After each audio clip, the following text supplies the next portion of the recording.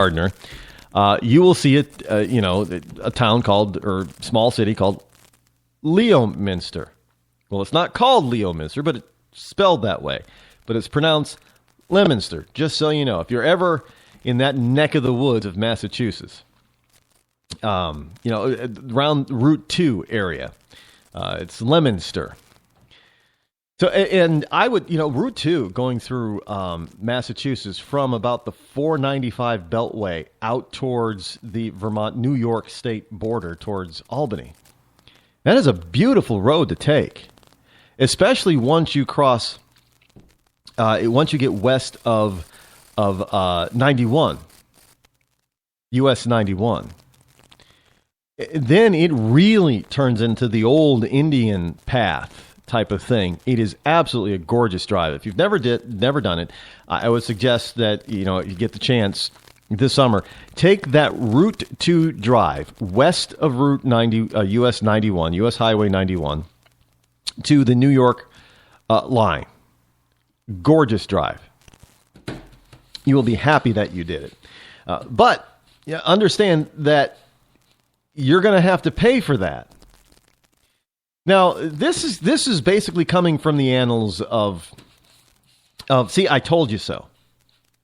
And I know most of you have not been around, have not listened to the show long enough for you to understand when I say I told you so.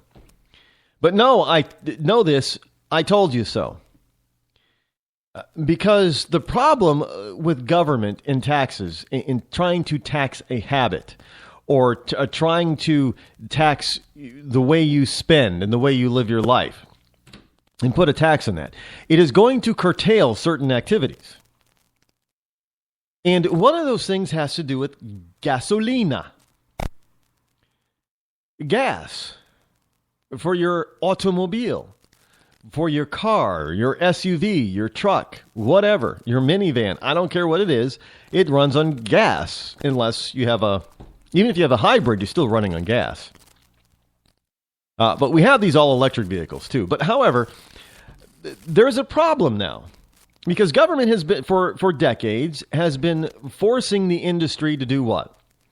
To increase the MPG, miles per gallon, to make engines and cars, automobiles, more efficient with a gallon of gas.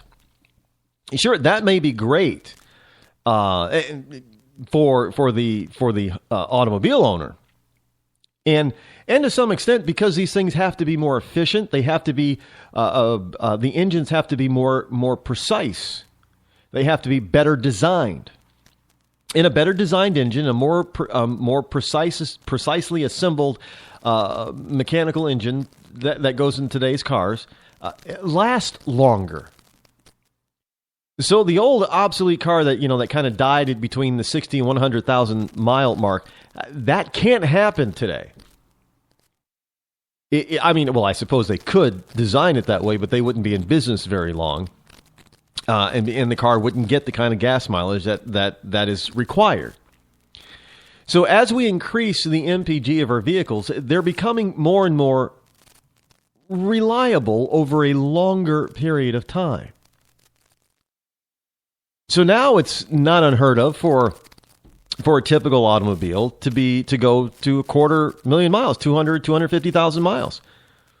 That's for a lot of different vehicles, the 250,000 to 300,000 mile mark is the so-called obsolescence mark.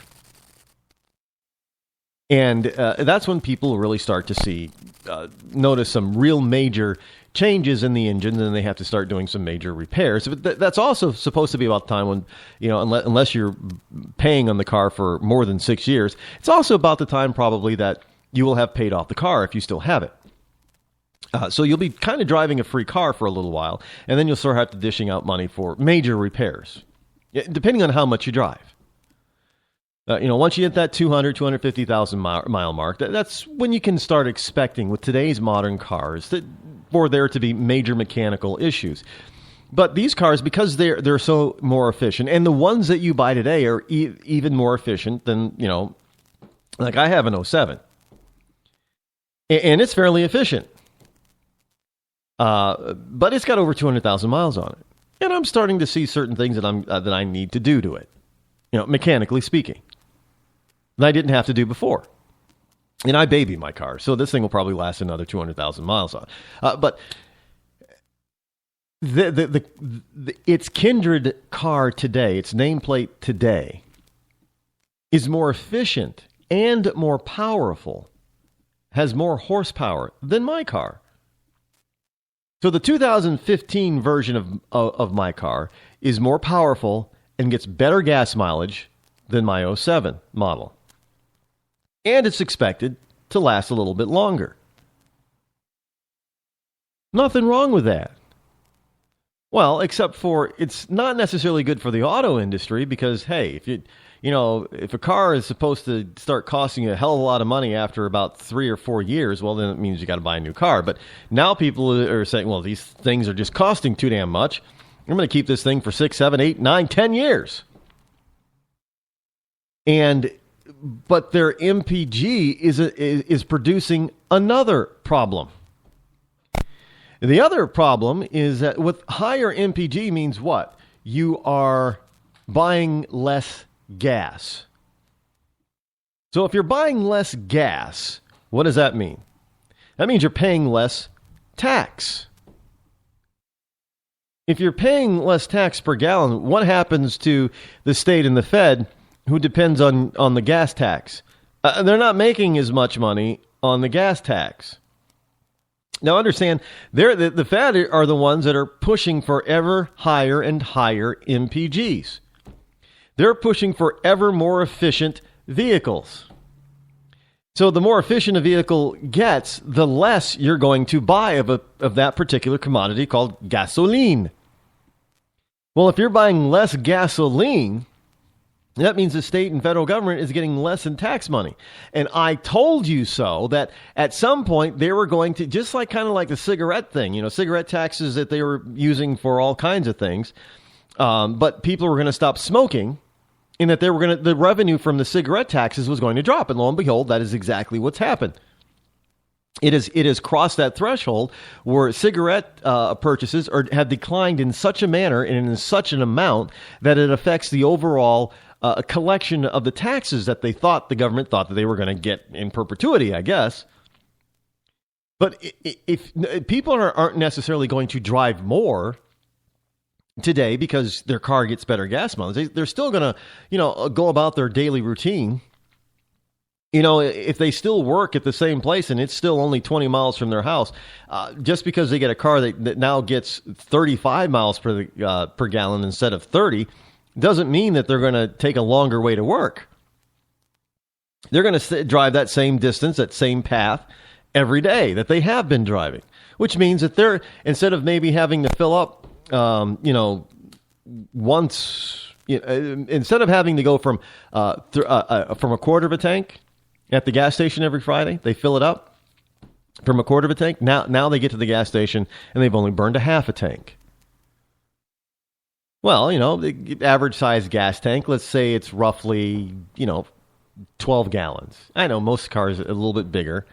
Let's say it's 12 gallons, just to make the round numbers work. So on average, if you were to you're driving your typical pattern daily to work and such, you burn up 9 gallons in your old model.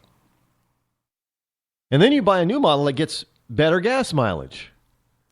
So instead of burning 9 gallons, which means you would have to buy 9 gallons when you go to fill up, now you're only burning 6 gallons. Still get a 12-gallon tank, but now you're only burning 6 gallons. So when you go to fill up, you only have to buy, what? 6 gallons. So that's a 3-gallon decrease. That's 3 gallons. That is tax on 3 gallons that the state and the Fed is not going to make off of you. So you're saving by not paying for the extra 3 gallons of gas, but also not paying the 3 gallons in taxes. So the Fed and the state is thinking, well, this is happening too much. People are actually buying the cars that we have been forcing the manufacturers to make.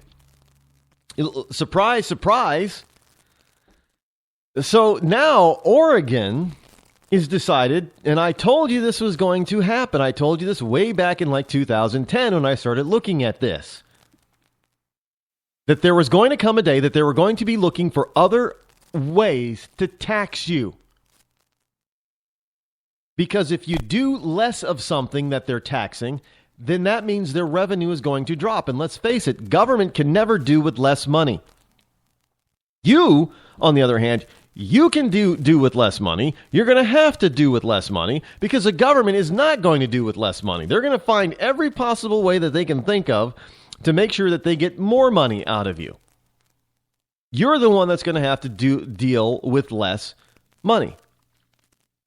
Because the government is never going to deal with having to, and is never going to bother with having to deal with less. They're going to force you to deal with less, but not them.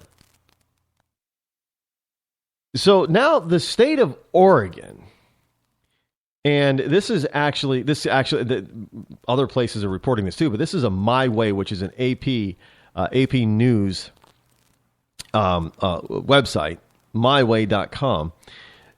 Oregon is going to test a pay per mile as a replacement for the gas tax. And here's why. The program is meant to help the state raise more revenue to pay for so-called road and bridge projects at a time when money generated from gasoline taxes are declining across the country, in part because of greater fuel efficiency and increasing popularity of fuel-efficient hybrid and electric cars. Now, if you have an electric car, some people think, well, you're not paying your fair share on the road. You are paying a tax on your electric rate. You are. But you're not paying the same rate, per mile, basically, as somebody who's driving a gas car. So they're saying that you need to pony up because they're not getting enough taxes out of you from when you're driving your very efficient vehicle. Now, see, they're telling you should buy an efficient vehicle because it's going to save you money, right? And then they turn around and say, well, you're saving too much money. We're going to have to tax you. And damned if they're not making sure that by doing an alternative tax this way, that they're going to make even more. So, therefore, you're going to end up paying more. Now, I hope you'll be happy driving around thinking that you're saving the planet while you're paying for the privilege to do so. All because our government, at all levels of government, cannot do with less money. Oh, absolutely not. They need to tax the hell out of you so they can continue wasting on a bloated bureaucracy. I told you it was going to happen, folks, and stuff like this is going to continue. It will.